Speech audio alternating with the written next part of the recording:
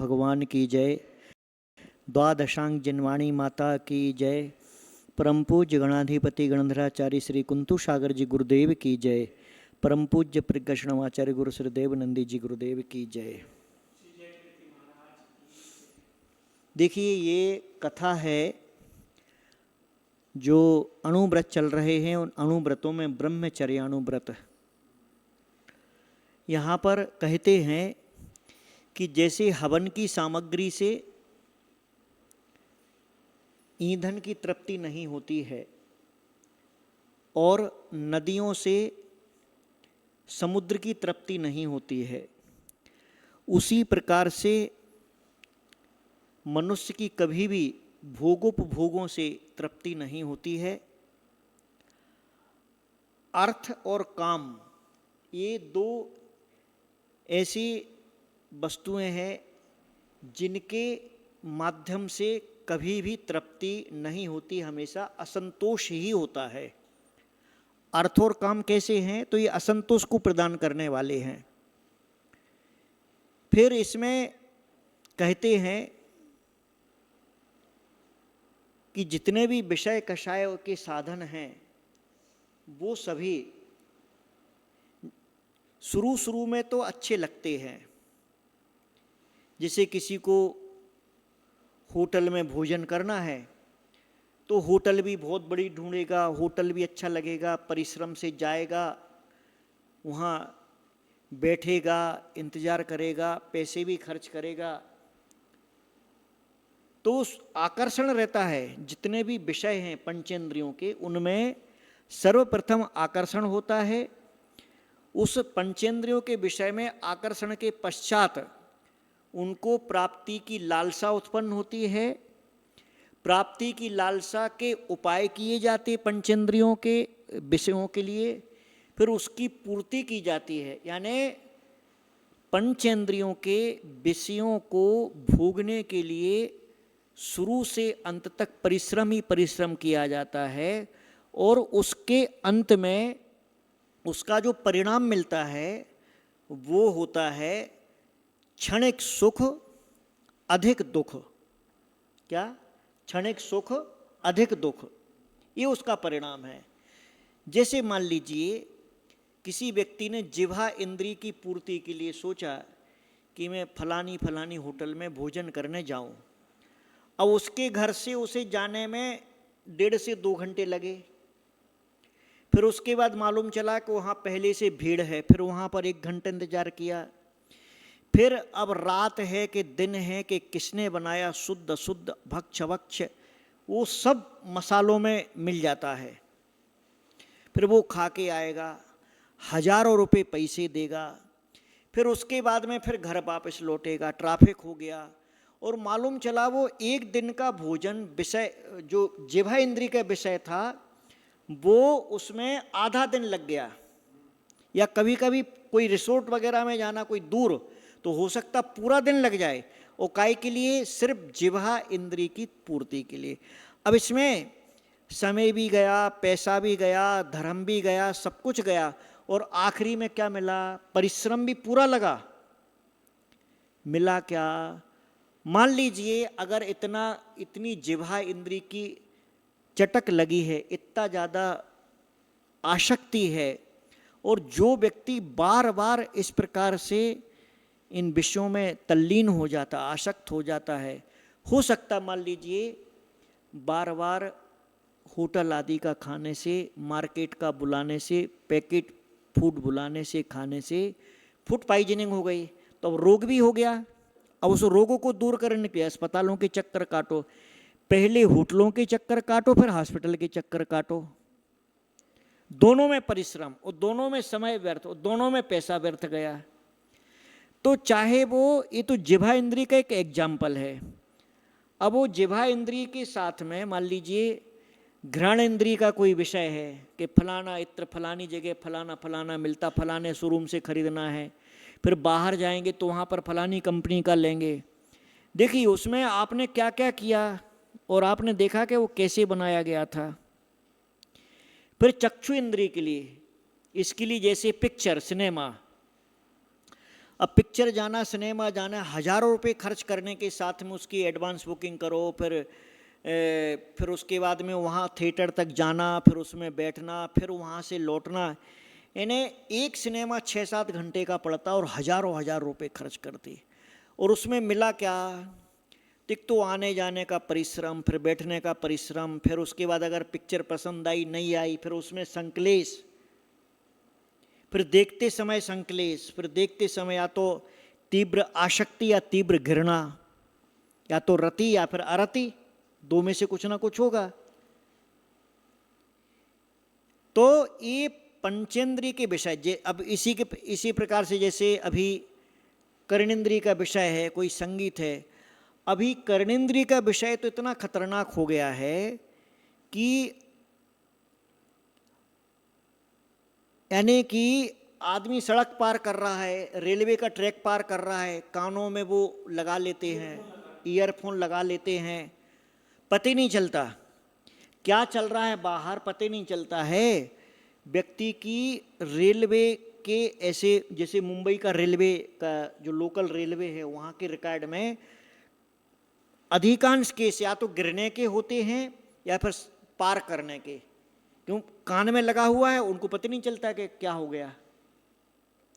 या ये डीजे वगैरह जो चलते हैं, कान फोड़ू संगीत, मन इसमें दीवारें तक हिलती हैं। विचार करो कि जब सीमेंट की दीवारें और छतें हिलने लगती हैं उसकी तेज आवाज से, तो माइंड पर उसका किस प्रकार का असर होगा, कान के पर्दे पर उसका किस प्रकार का असर होगा, मस्तिष्क पर उसका किस प्रकार का असर होगा। इसी प्रकार से उसके माध्यम से बड़ी भारी हानि होती है, समय व्यर्थ होता है, उकताहट होती है, बड़ी विद्वेष सा पैदा होता जब वो बजता है घंटों से। कभी बारात निकलती, कभी कोई फंक्शन है किसी का, कुछ वो बड़े बड़े, और इस पर किसी का कोई कंट्रोल नहीं है। फिर इसके बाद में जो सबसे पहला स्पर्शेंद्रिय था, अब स्पर्शेंद्रिय के लिए इस प्रकार के इतना बड़ा इसका उद्योग है, इस प्रकार की वस्तुएं आती हैं जो घृणास्पद हैं, या जो जिनके तरीके बनाने के बहुत उल्टे सीधे हैं, जिनमें कुछ भी मिलाया जाता है, वह भी फिर मान लीजिए वो लगाने से स्किन प्रॉब्लम हो गया, तो अब स्किन के डॉक्टर को ढूंढो, पहले लगाने का सामान ढूंढो, फिर उसको साफ करने का ढूंढो, फिर अंदर दवाइयाँ खाओ। तो ये जो भी हमारे जिनेंद्र भगवान ने कहा है कि पंचेंद्रियों के विषय जो होते हैं वो सर्वप्रथम तो आकर्षण पैदा करते हैं। आकर्षण के बाद उनकी पाने की लालसा पैदा होती, पाने की लालसा के बाद में उनको प्राप्ति का उपाय किया जाता, अर्थ और परिश्रम उसमें खर्च किया जाता है, और सबसे लास्ट में मिलता क्या है? तो बोलते हैं परिश्रम अधिक, धन का खर्च अधिक, और सुख लेश मात्र क्षणिक। इसलिए ये पंचेंद्रियों के जो विषय हैं, इन पंचेंद्रियों के विषय में इनका क्लेश को देखते हुए, किसमें कितना ज़्यादा क्लेश हो रहा है और सुख कितना हो रहा है, तो इन पंचेंद्रियों के विषय से बचने का इसमें प्रयास करना चाहिए। पार्टियाँ होती हैं, लोग घूमने फिरने जाते हैं, या जहाँ भी इस प्रकार के कार्य होते हैं, वे सभी इंद्रिय विषयों के पोषक हैं, असंतोष के कारण हैं। यहाँ पर आपके लिए बताया जाता है कि वाराणसी नगरी का राजा घर्षण था, उसके मंत्री का नाम था उग्रसेन, उग्रसेन का पुत्र था कडारपिंग। उसी के यहाँ एक राजपुरोहित था जिसका नाम था पुष्य, और उसकी पत्नी का नाम था पद्मा।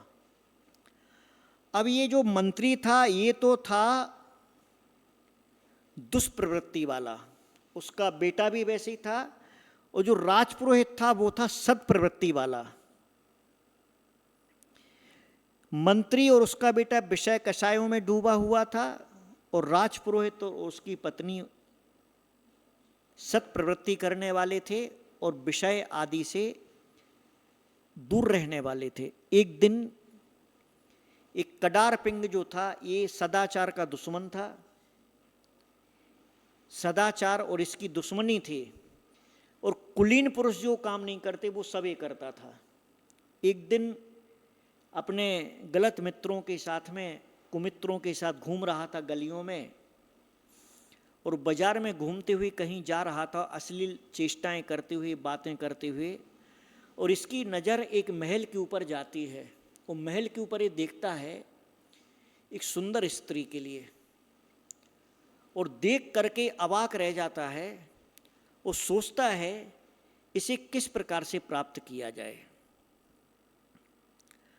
अभी सोच लेता है और आकर के उसके घर में जो धाय थी तड़िल लता, उस धाय को बताता है कि देखो आज ऐसा ऐसा हुआ है, और अगर वो हमको प्राप्त नहीं होगी तो मैं मर जाऊंगा,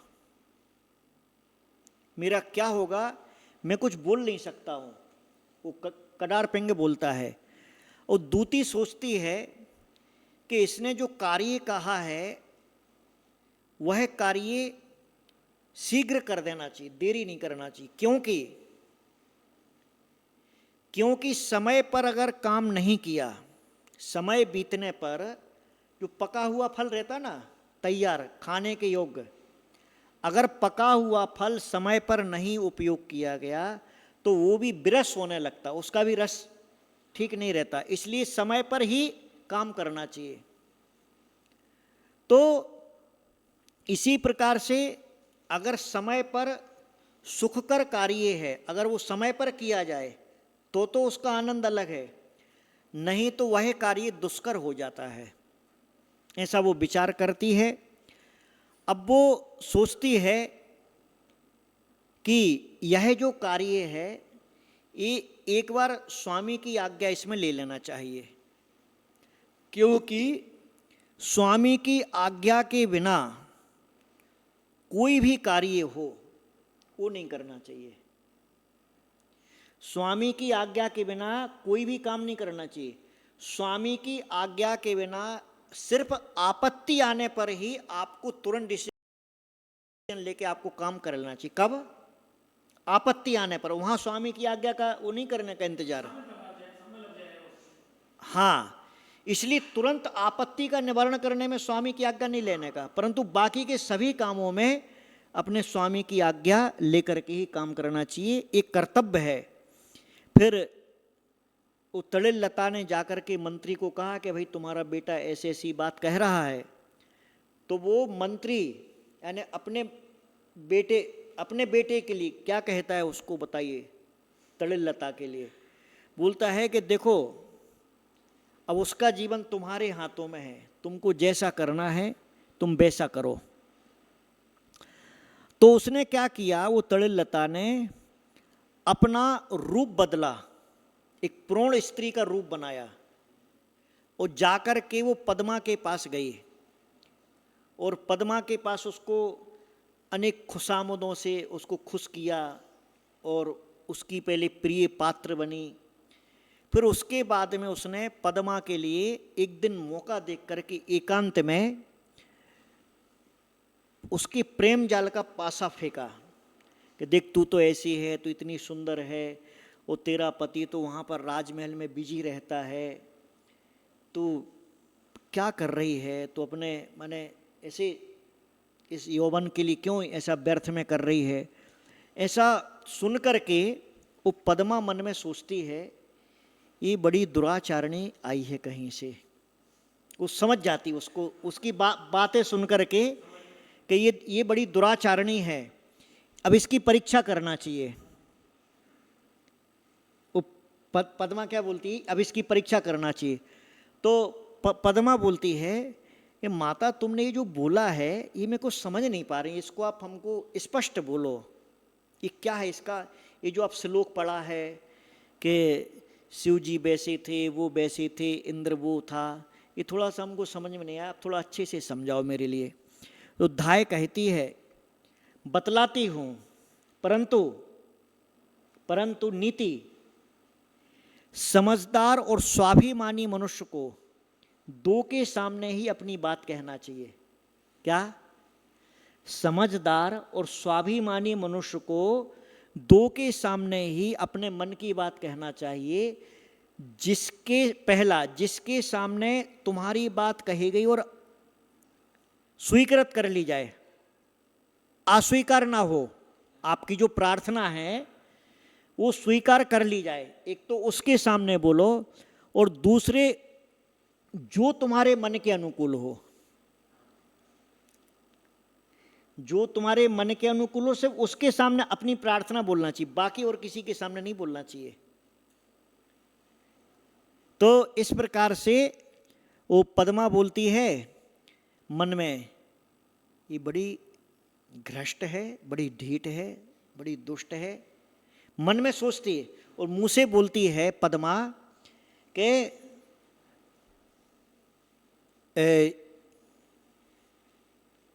ये तुमने बहुत अच्छी बात कही है, अब हमको तुम्हारी बात समझ में आ गई है, और ये जो तुमने दोनों बातें कही ना, मैं दोनों में समर्थ हूं। मैं तुम्हारे मन के अनुकूल भी हूं और तुम्हारी प्रार्थना को भी मैंने स्वीकार कर लिया। अब बताओ, अब करना क्या है? तो धाय मन में सोचती है, ये काम सिद्ध हो गया मेरा, वो मन में सोचती है। हाँ, और मुंह से बोलती है, देखो ऐसी बात है, ये मन की बात मैं बतलाती हूँ। तू एक दिन महल के ऊपर घूम रही थी और एक युवक ने तेरे लिए देखा, और देखते ही साथ वो बेचारा पगला गया है तुम्हें पाने के लिए। ना खाता है, ना पीता है, लौटता है, दिन रात तुम्हारी याद करता है, और ऐसा ना हो कि तुम्हारे याद कर करके बेचारा प्राण दे दे, इस जीवन से मुक्त हो जाए। वो बिल्कुल जैसे भूतों से आविष्ट हो जाते ना, ऐसे उल्टे सीधे काम कर रहा है तुम्हें पाने के लिए, और बेचारे को बचाना है तो तुम ही एक सहारा हो। तो पद्मा मन में तो सोचती है कि बुढ़िया क्या सोच के यहाँ पर आई है, और मुंह से बोलती है, फिर तुमने अब तक क्यों नहीं बताया हमको ये बात?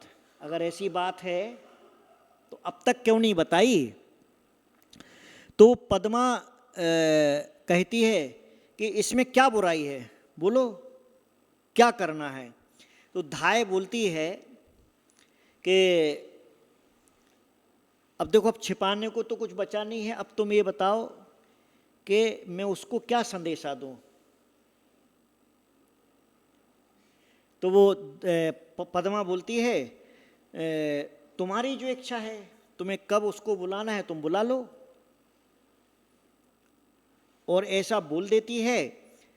तो पद्मा के लिए वो धाय बोलती है, तो कब बुलाना? वो पद्मा बोलती है, जब तुम चाहो, जब तुम्हारी इच्छा है तब उसको बुला लो। 24 तीर्थंकर भगवान की जय, द्वादशांग जिनवाणी माता की जय, परम पूज्य गणाधिपति गणधराचार्य श्री कुंतु सागर जी गुरुदेव की जय, परम पूज्य प्रज्ञाशणवाचार्य गुरु श्रीदेव नंदी जी गुरुदेव की जय।